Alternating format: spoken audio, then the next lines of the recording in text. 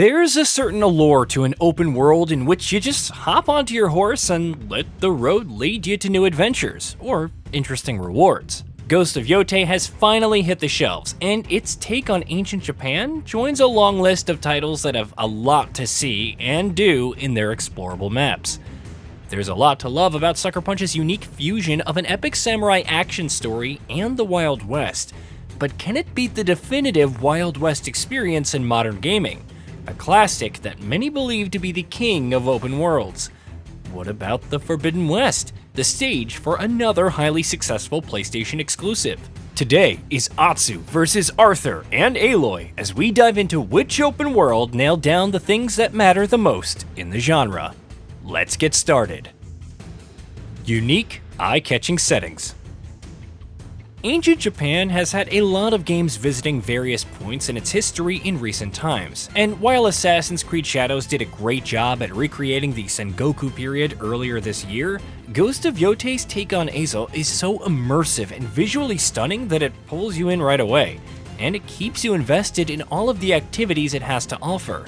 It's a version of Japan that benefits well from the cinematic flair of numerous samurai action film directors, and Sucker Punch's raw talent at crafting worlds that have enough to do while keeping players engaged throughout. Atsu's adventure saw her travel across fields filled with flowers, witness the peace and tranquility of quaint villages, scale peaks in search of loot and gear, see the devastation of a civil war and the lives it destroyed, and find more than a few iconic spots for duels against incredibly talented opponents. Making the most of what current-gen platforms had to offer, it's a world that had us stopping on numerous occasions just to take in the sights and stare slack-jawed at the scene in front of us. That's not to say that Forbidden West doesn't do that too. Aloy's own trek through the frontier beyond the world she once knew is as much of a visual treat, complete with the wreckage of once proud cities and futuristic machines that benefited well from the PS5's raw power. The franchise's unique premise of a world recovering from the hubris of its past citizens has never looked or felt better. But Rockstar's take on the Wild West in Red Dead Redemption 2 continues to be quite the stunner despite being released for last-gen platforms. Arthur's adventure is certainly quite the looker, and his travel across the 1899 American frontier can get quite immersive thanks to visuals that push the envelope of what last-gen systems were capable of. And with a potential current-gen update on the cards later this year, this is a game that really sells its setting and brings it to life in a way that other titles cannot hope to match. But honestly, which of the three did it best? It's so hard to pick a favorite among the titles as far as their settings are concerned, and it's a well-fought tie. But what about things that you get to do in their worlds? A lot of activities and adventures. Let's begin with Forbidden West here. Aloy gets many mysteries to solve, machines to fight, people to assist with a variety of requests, and a lot of lore drops that uncover the past and reveal more about the actions of a generation of humanity that's now long gone.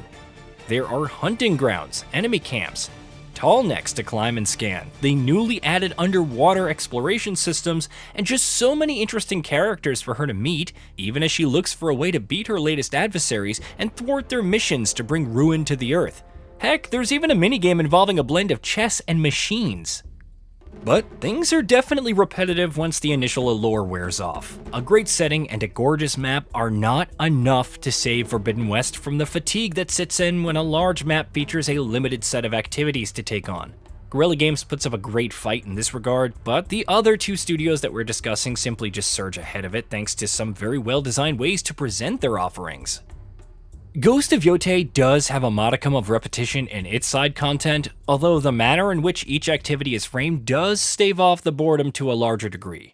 For starters, the manner in which you uncover each activity via the new card system or through guided organic exploration that does away with markers and other standard trappings of open world games is a big plus. Each activity also comes with unique twists, making things unpredictable to a large extent. You might expect an uneventful visit to a nearby mysterious location, only to find that you'll need to take down a trio of vicious Ronin who have a sizable bounty on their heads to get out of there. Or find that you'll need to put Atsu's climbing skills to the test in some well-designed sequences that often end with a stunning vista to photograph once you get to the summit. Golden birds pop up almost constantly, distracting you from your objective and leading you to valuable upgrades, stylish weapon kits, or opportunities to play your shamisen or paint a beautiful picture for your home. The manner in which Yotei presents all it has to offer is so authentic and well integrated that it allows it to take the win over Forbidden West. But you've probably guessed that Red Dead Redemption 2 is miles ahead of its rivals. And you're right.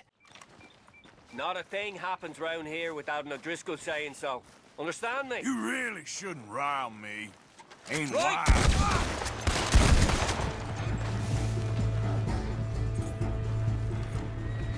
Jumping on your horse and just going in a single direction is bound to give you something to look into, no matter which stage of the game you're in.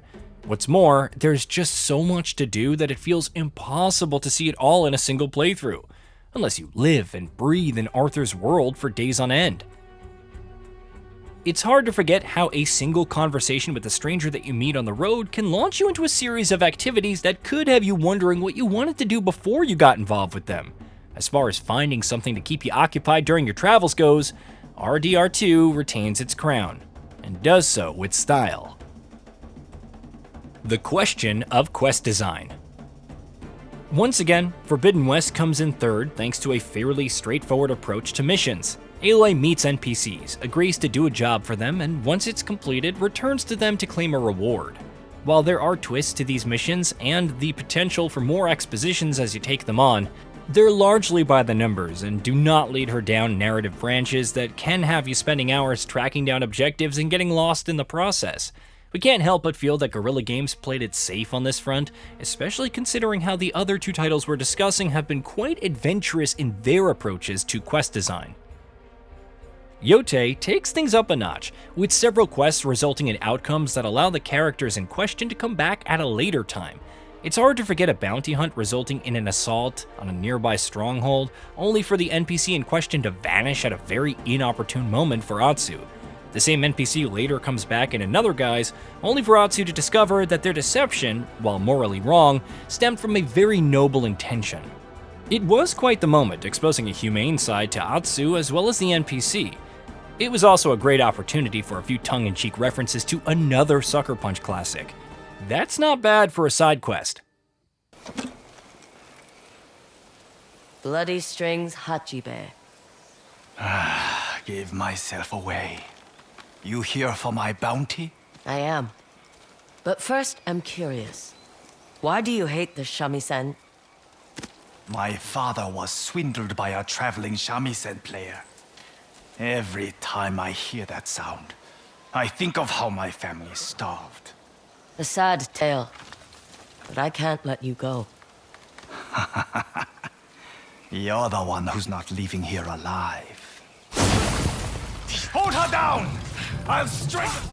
But once again, it's Red Dead Redemption 2 that comes out on top. It's hard to find reasons to not give Rockstar's Epic the win here. It's not every day a video game set in the Wild West lets you discover a mad scientist building a robot in the basement of his lab, only for the robot to later kill him and vanish.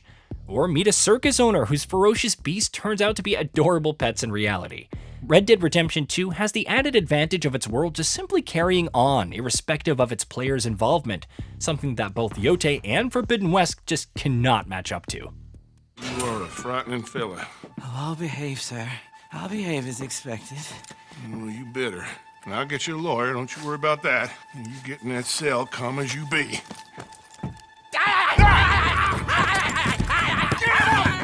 Get him off me!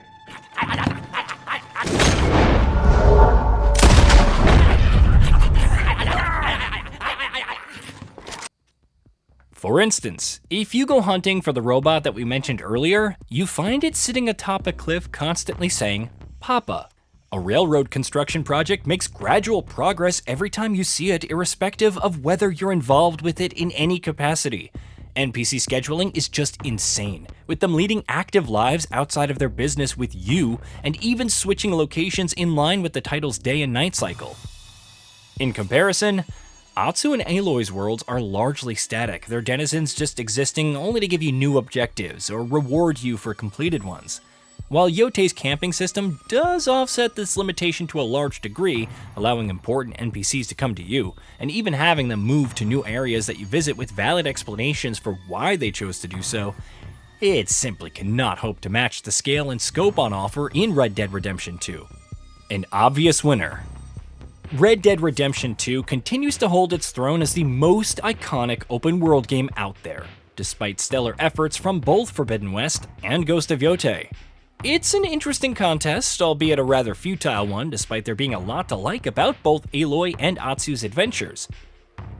Arthur Morgan's time with the Van Dyke Gang continues to be the game to beat as far as having a map that lives and breathes alongside you is concerned.